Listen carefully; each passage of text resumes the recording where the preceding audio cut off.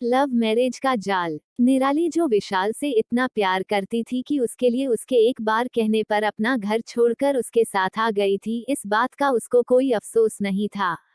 निराली को अपने सपनों का राजकुमार मिल गया था। इन दोनों ने भागकर शादी कर ली थी और आज उनके मिलन की रात थी। निराली बड़ी बेसब्री से प्रेमी का इंतजार कर रही थी। डोरबेल सुनते ही निराली के अरमान जैसे जाग उठे। उसने सोचा आखिरकार मिलन की वो घड़ी आ गई जिसका उसे कब से इंतजार था। दौड़कर निराली ने दरवाजा खोला और जो उसने देखा उससे उसके सारे अरमान धरे के धरे रह गए।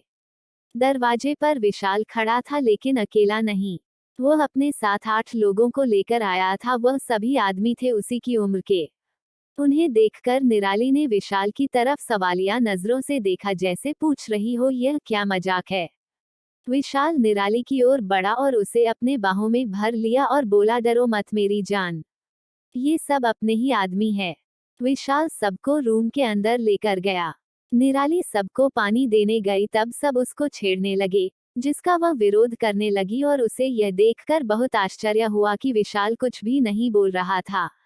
उसका दिल तब टूटकर चूर चूर हो गया जब विशाल ने कहा कि जो सबसे ज्यादा दाम लगाएगा निराली के साथ वही आज रात बिताएगा।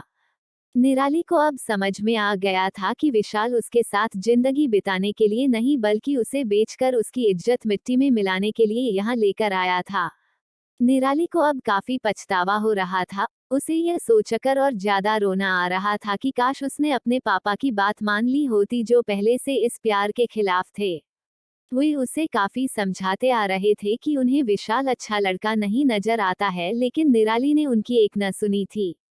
विशाल के पैसों की बात पर उसके साथ आए लोगों ने बंदूक निकाल कर उसी पर निशाना लगा दिया और बोले, पैसे तो नहीं लेकिन निराली के बदले तुझे मौत जरूर देंगे। विशाल ऊपर से नीचे तक कांप गया था और वहीं पर पत्थर की मूरत बनकर खड़ा रहा। सभी लोग निराली की ओर बढ़े उसका दामन दागदार करने के लिए। निराली सोच रही थी उसके साथ कुछ भी गलत हो, इससे अच्छा उसको मौत आ जाए। जैसे जैसे लोग उसके करीब बढ़ते जा रहे थे निराली और भी ज्यादा डरती जा रही थी। जब उन लोगों में से एक ने उसकी साड़ी को छुआ ही था कि दरवाजे पर पुलिस की एक टीम ने दस्तक दी, जिनके साथ निराली के पिता भी थे, जो निराली को तलाशते हुए उसके ठिकाने तक पहुंच गए थे। अपने पिता को देखकर निराली को जैसे नया जन्म मिल गया। वो तेजी से दौड़ी और अपने पिता के गले लग गई। सारी बात पता चलने पर उसके पिता की आंखों में खून उतर आया। अगर साथ में पुलिस ना होती तो शायद वह उन लोगों में से किसी की जान ही ले लेते, लेकिन पुलिस ने उन्हें रोक लिया और सभी को गिरफ्तार कर लिया, विशाल को भी। दोस्तों, हम प्यार के खिलाफ नहीं है, लेकिन आज के जमाने में जो देखा देखी में या फिल्मी कहानियों को देखकर जिस तरह का प्यार युवा युवतियां करती है बिना सोचे समझे, उसके खिलाफ है। अपने माता पिता और परिवार को दुखी कर कोई भी प्यार कभी सफल हो ही नहीं सकता। और बिना एक दूसरे को अच्छी तरह जाने, एक दूसरे का नेचर पहचाने जो प्यार होता है वह प्यार नहीं, वह महज आकर्षण होता है और कुछ नहीं।